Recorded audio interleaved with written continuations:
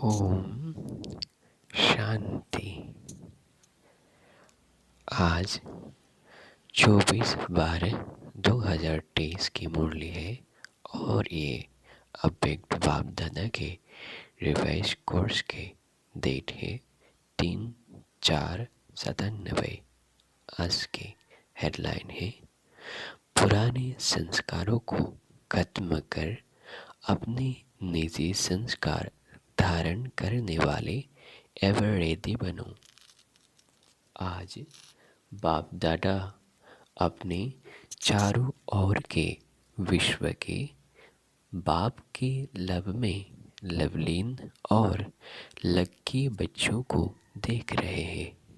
हर एक बच्चे के भाग्य पर बाप को भी नाज है कि मेरे बच्चे वर्तमान समय इतने महान हैं जो सारे कल्प में, चाहे देवता स्वरूप में, चाहे धर्म नेताओं के रूप में, चाहे महात्माओं के रूप में, चाहे पदमपति आत्माओं के रूप में, किसी का भी इतना भाग्य नहीं है जितना आप ब्राह्मणों का भाग्य है। तो अपने ऐसे श्रेष्ठ भाग्य को सदा स्मृति में रखते हो।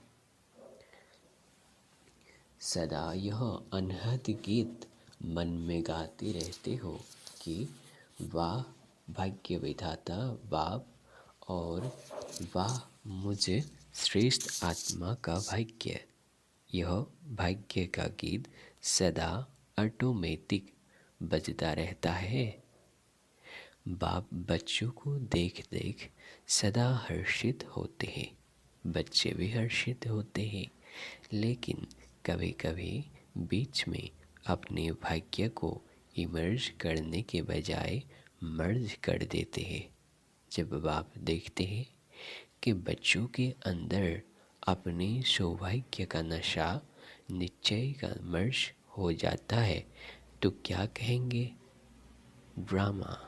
लेकिन बाप दादा सभी बच्चों को सदा ही भाग्य की स्मृति स्वरूप देखने चाहते हैं। आप भी सभी चाहते यही है, लेकिन बीच में आ जाता है। किसी से भी पूछो तो सब बच्चे यही लक्ष्य रख करके चल रहे हैं कि मुझे बाप समान बनना ही है। लक्ष्य बहुत अच्छा है। जब लक्ष्य श्रेष्ठ है, बहुत अच्छा है, फिर कभी इमर्ज रूप, कभी मर्ज रूप क्यों? कारण क्या? बाप दादा से इतने अच्छे अच्छे वायदे भी करते हैं, रूह रिहान भी करते हैं, फिर भी लक्ष्य और लक्षण में अंतर क्यों?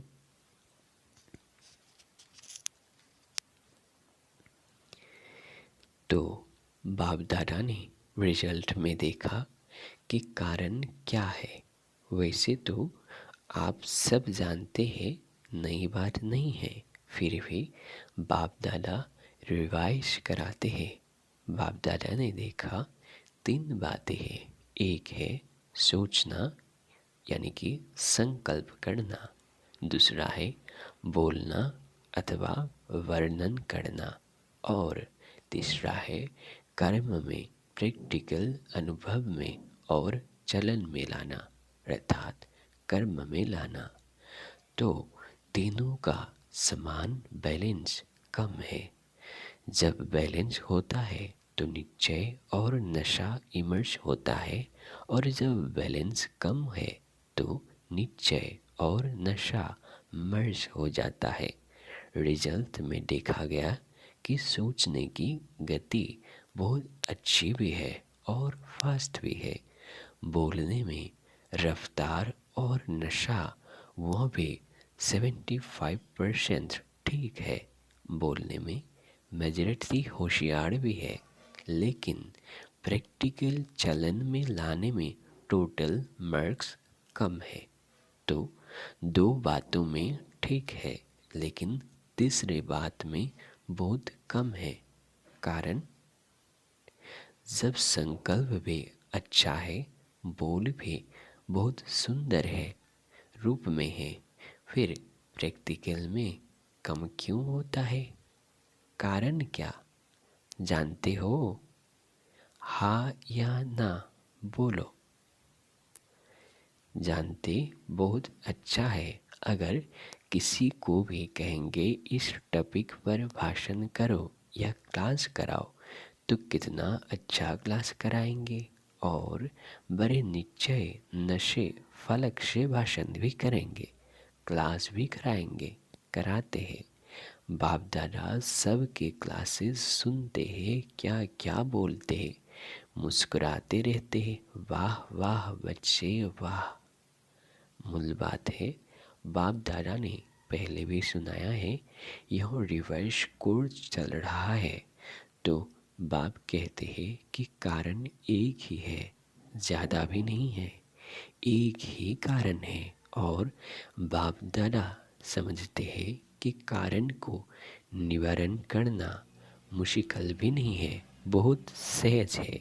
लेकिन सहज को मुश्किल बना देते हैं, मुश्किल है नहीं बना देते हैं। क्यों?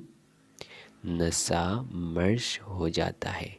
एक ही कारण है, जो भी धारण की बातें सुनते हो, धारणा की बातें सुनते हो, करते भी हो, चाहे शक्तियों के रूप में चाहे गुणों के रूप में, धारणा की बातें बहुत अच्छी अच्छी करते हो, इतनी अच्छी करते हो जो सुनने वाले चाहे अज्ञानी चाहे ज्ञानी सुनकर बहुत अच्छा कहकर खूब तालियां बजाते हैं। बहुत अच्छा कहा, लेकिन कितने बार लेकिन आया, यह लेकिन ही विघ्न डाल देता है। लेकिन शब्द समाप्त होना अर्थात बाप समान समीप आना, और बाप के समीप आना अर्थात समय को समीप लाना। लेकिन अभी तक लेकिन शब्द कहना पड़ता है। बाप को अच्छा नहीं लगता, लेकिन कहना ही पड़ता है। तो कारण क्या? जो भी कहते हो धारण भी करते हो, धारणा के रूप में धारण करते हो, और वह धारणा किसकी थोड़ा समय किसकी ज़्यादा समय भी चलती है, लेकिन धारणा प्रैक्टिकल में सदा बढ़ती चले।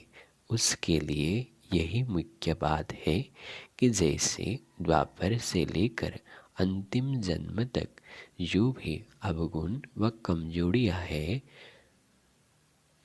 उसकी धारणा संस्कार रूप में बन गई है। और संस्कार बनने के कारण मेहनत नहीं करना पड़ता।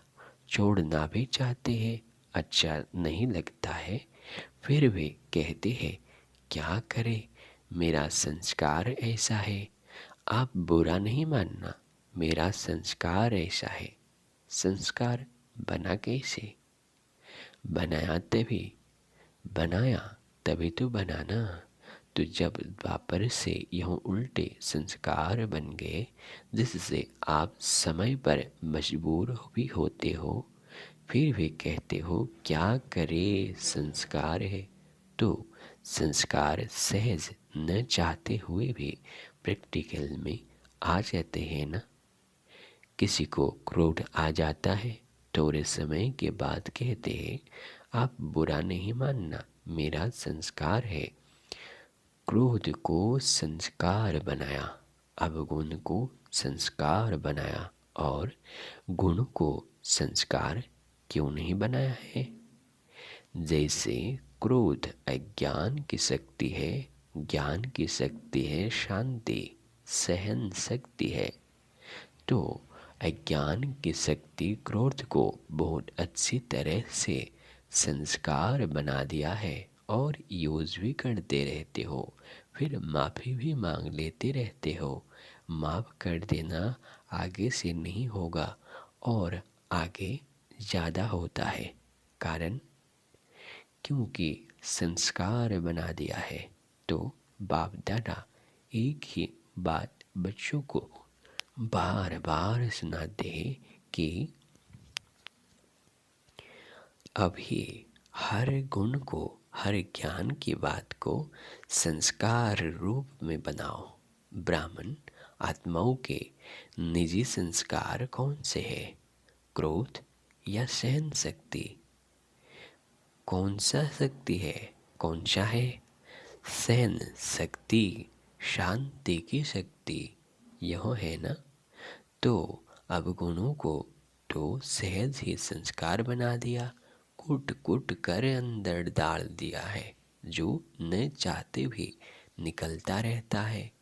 तो ऐसे हर गुण को अंदर कूट कूट कर संस्कार बनाओ। मेरा निजी संस्कार कौन सा है, यह सदा याद रखो। वह तो रावण की जायदाद संस्कार बना दिया है, पराये माल को अपना बना लिया। अब बाप के खजाने को अपना बनाओ। रावण की चीज को संभाल कर रखा है और बाप की चीज को गुम कर देती हो। क्यों? रावण से प्यार है? रावण अच्छा लगता है या बाप अच्छा लगता है?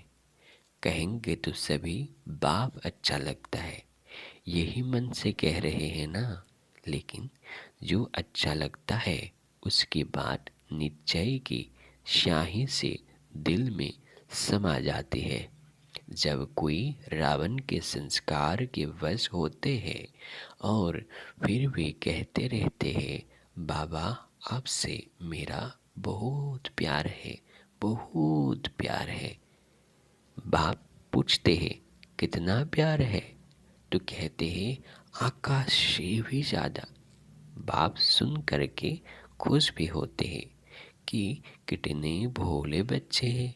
फिर भी बाप कहते हैं, बाप का सभी बच्चों से वायदा है कि दिल से अगर एक बार भी मेरा बाबा बोल दिया, फिर भले बीच बीच में भूल भी जाते हो, लेकिन एक बार भी दिल से बोला मेरा बाबा, तो बाप भी कहते हैं जो भी हो, जैसे भी हो, मेरे ही हो।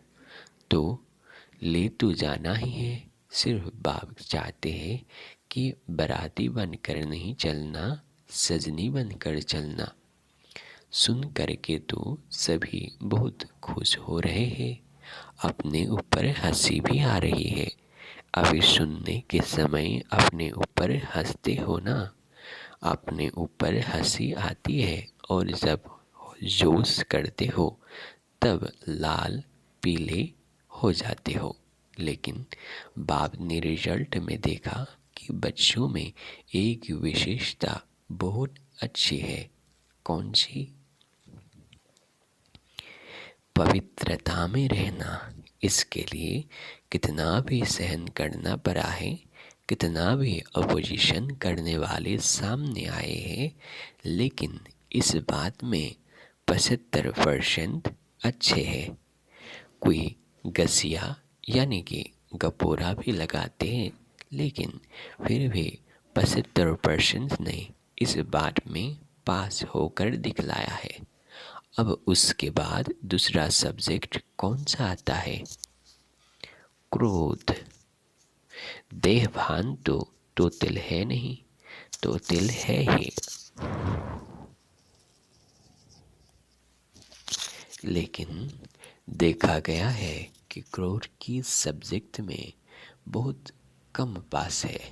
ऐसे समझते हैं कि शायद क्रोध कोई विकार नहीं है, यह शस्त्र है, विकार नहीं है।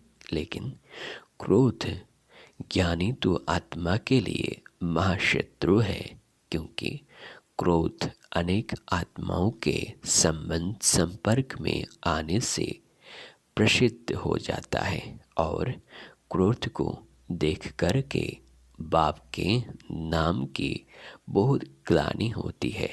कहने वाले यही कहते हैं, देख लिया ज्ञानी तो आत्मा बच्चों को, क्रोध के बहुत रूप है।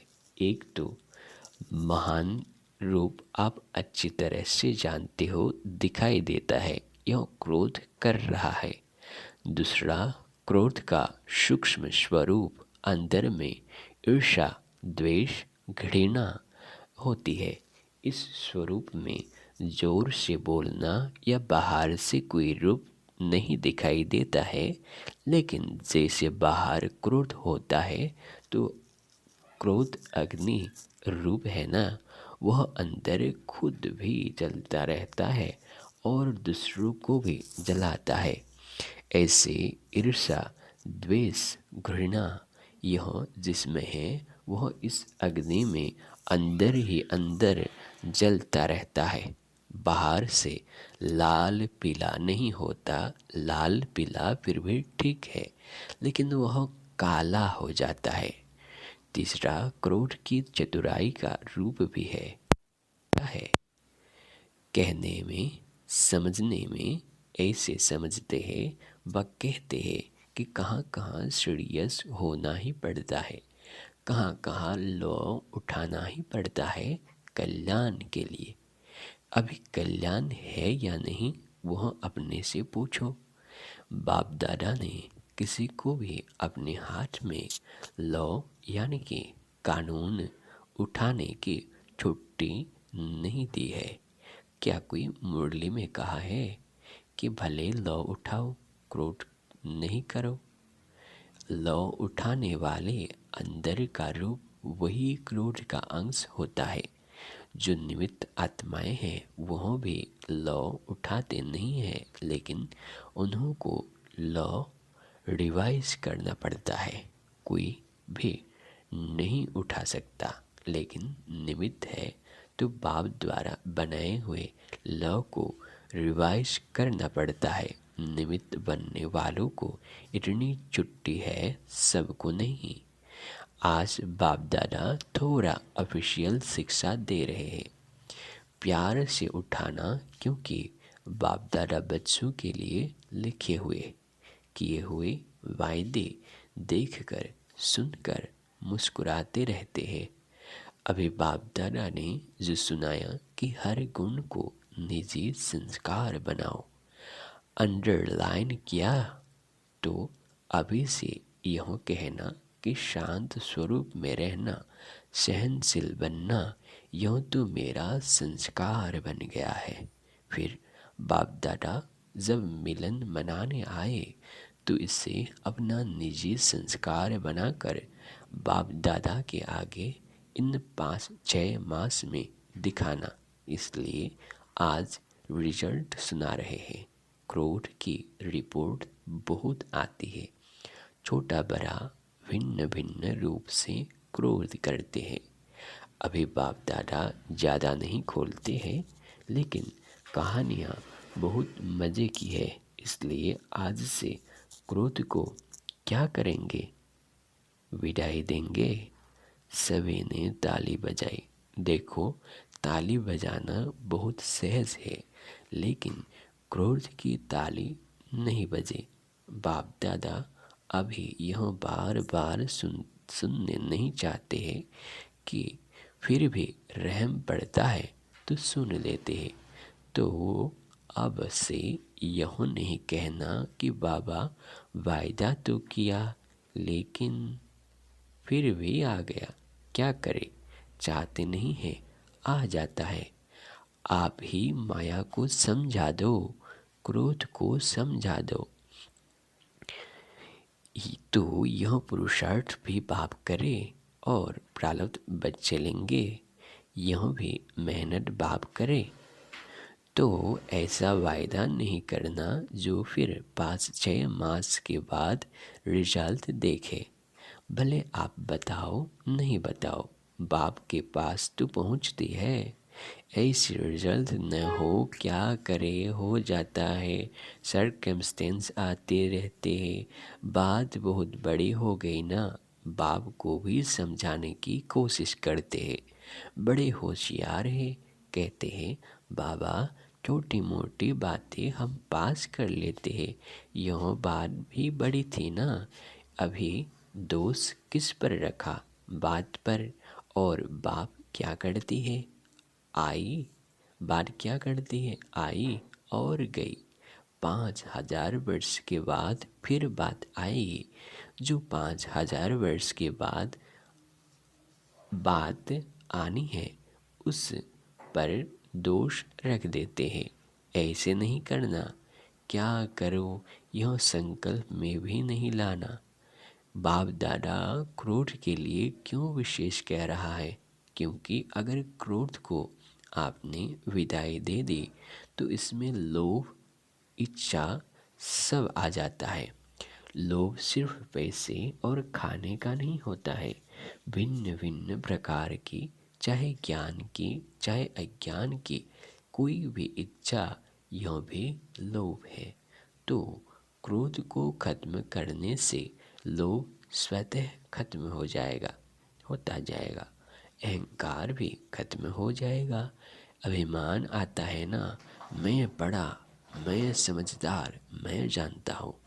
यह क्या अपने को समझते हो? यह अपने को क्या समझते हैं? तब क्रोध आ जाता है। तो अभिमान और लोभ यह भी साथ साथ विदाई ले लेंगे। इसलिए बाप दादा विशेष लोभ के लिए न कह करके क्रोध को अंडरलाइन करा रहा है। तो संस्कार बनाएंगे। अभी सब हाथ उठाओ और सबका फोटो निकालो। सबने हाथ उठाया। अभी थोड़ी सी मुबारक देते हैं, बहुत नहीं। और जब फिर से रिजल्ट देखेंगे, फिर वतन के देवताएं भी, स्वर्ग के देवताएं भी आपके ऊपर वाह वाह के पुष्प गिराएंगे। आज से हर एक अपने में देखे, दूसरे को नहीं देखना। दूसरे की यह बातें देखने के लिए मन की आँख बंद करना। यह आँखें तो बंद कर नहीं सकते ना, लेकिन मन की आँख बंद करना। दूसरा करता है या तीसरा करता है, मुझे नहीं देखना है। तो बाप दादा इतना भी फोर्स देकर कहते हैं कि अगर कोई बिरला महारथी भी कोई ऐसी कमजोरी करे तो भी देखने के लिए और सुनने के लिए मन को अंतर्मुखी बनाना। हंसी की बात सुनाए। बाप दादा आज थोड़ा स्पष्ट सुना रहे हैं, बुरा तो नहीं लगता है? अच्छा, एक और भी स्पष्ट बात सुनाते हैं। बाप दादा ने देखा है कि मेजॉरिटी समय प्रति समय, सदा नहीं, कभी कभी महारथियों की विशेषता को कम देखते और कमजोरी को बहुत गहराई से देखते हैं और फॉलो करते हैं। एक दो से वर्णन भी करते हैं कि क्या है, सबको देख लिया, महारथी भी करते हैं, हम तो है ही पीछे। अभी महारथी जब बदलेंगे ना तो हम बदल जाएंगे। लेकिन महारथियों की तपस्या, महारथियों के बहुत काल का पुरुषार्थ उन्हों को एडिशन मार्क्स दिलाकर भी पास विद ऑनर कर लेती है। अब इसी इंतज़ार में रहेंगे कि महारथी बदलेंगे तो हम बदलेंगे, तो वो धोखा खा लेंगे। इसलिए मन को अंतर्मुखी बनाओ, समझा? यह भी बाप दादा बहुत सुनते हैं। देख लिया, देख लिया, हमारी भी तो आँख है ना, हमारे भी तो कान है ना, हम भी बहुत सुनते हैं। लेकिन महारथियों से इस बात में रीस नहीं करना। अच्छाई की रेस करो, बुराई की रेस नहीं करो, नहीं तो धोखा खा लेंगे। बाप को तरस पड़ता है क्योंकि महारथियों का फाउंडेशन निश्चय अटूट अचल है।